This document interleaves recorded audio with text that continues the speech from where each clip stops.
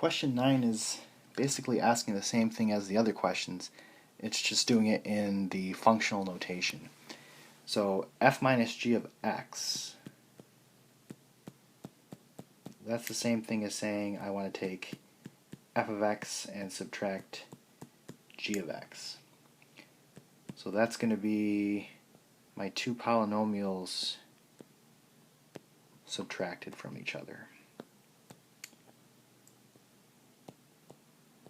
So it's basically the same thing that we've been doing. They're just phrasing it differently.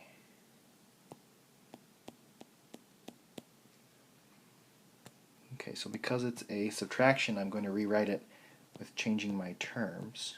Not in the first one, though. First one, they stay the same. The second one, because this is like a -1, it needs to get distributed.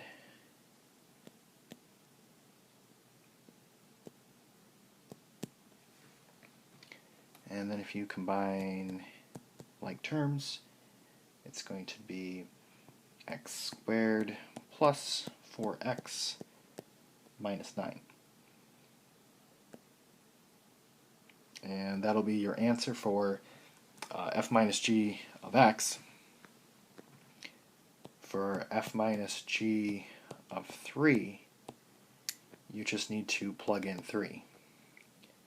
So that'll be 3 squared plus 4 times 3 minus 9. And if you type that in your calculator, you should get 12. So these will be your two answers.